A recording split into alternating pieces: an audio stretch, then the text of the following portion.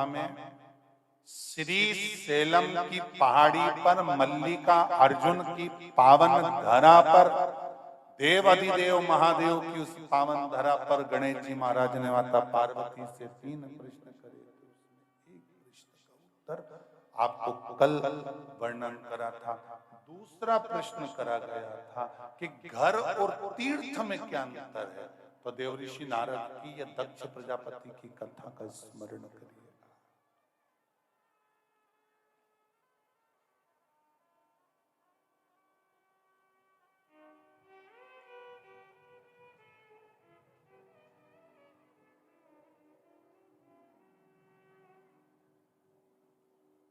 गणेश जी महाराज ने अपनी माता से दूसरा प्रश्न करा था, घर और तीर्थ में क्या अंतर है।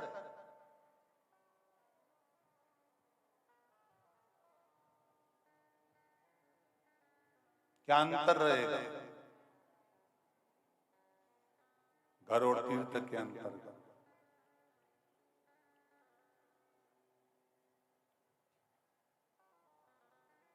माता पार्वती ने बड़ा सुंदर भाव कहा,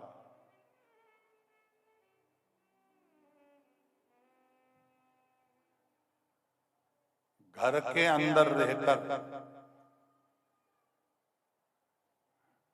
गृहस्थ आश्रम में रहकर 24 घंटे में अगर एक बार भी भगवान का नाम निकल जाता है तो वो 1000 गुना फल दे जाता है। घर के अंदर रहकर 24 घंटे में भी अगर आप भगवान का नाम ले रहे हो, गृहस्थाश्रम में पढ़ने के बाद अगर आप भगवान का भजन कर रहे हो तो वो भी 1000 गुना फल दे रहा है।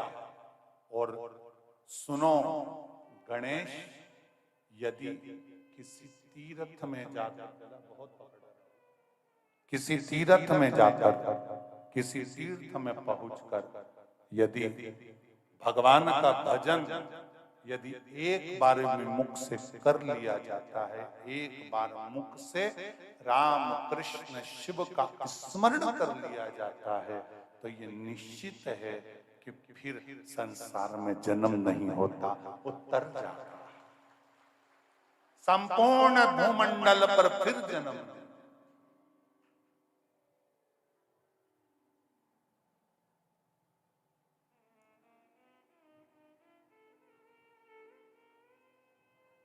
अब कितने किस्मत वाले हो भाई, सोनी परिवार, पाठक परिवार और जितने भी श्रोता भाई बहन यहाँ कथा श्रवण कर रहे हैं, घर पे जाके नजर उतरवा लेना अपनी अपनी हो कि बड़े किस्मत वाले हो।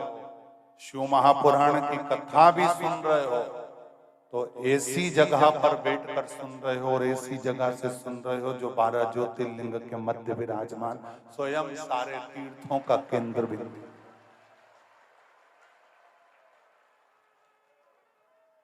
सारे तीर्थ का केंद्र बिंदु मानकर भगवान शिव की भक्ति में लीन हुआ।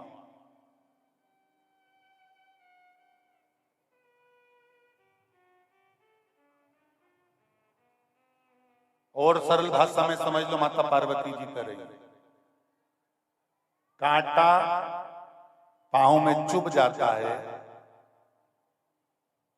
शरीर की ऐसी तासीर है कि वो कांटे को बहुत दिन तक अपने शरीर में नहीं रखता, शरीर उस कांटे को बाहर फेंक देता है। मान लो कांटा बहुत ही अंदर घुस गया, शरीर में प्रवेश कर गया, पांव में चुभ गया और वो कांटा नहीं निकलता, तो फिर पांव धीरे धीरे वहां से पकने लगता है। बोलो सही है? अरे बोलो तो सही।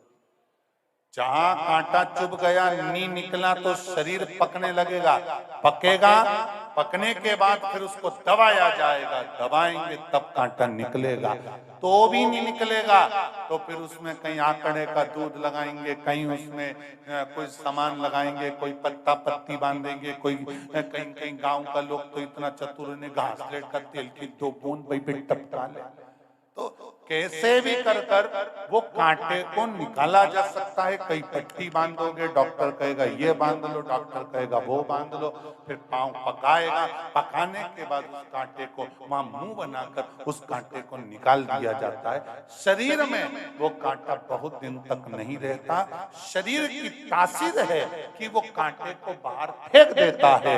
उसी तरह शिव महापुराण की कथा कर रही है, पार्वती जी गणेश जी से कर रही हैं। ये तीर्थ की तासीर होती है कि वो अपने अंदर पाप नहीं रहने देता, निकाल कर बाहर फेंक देता।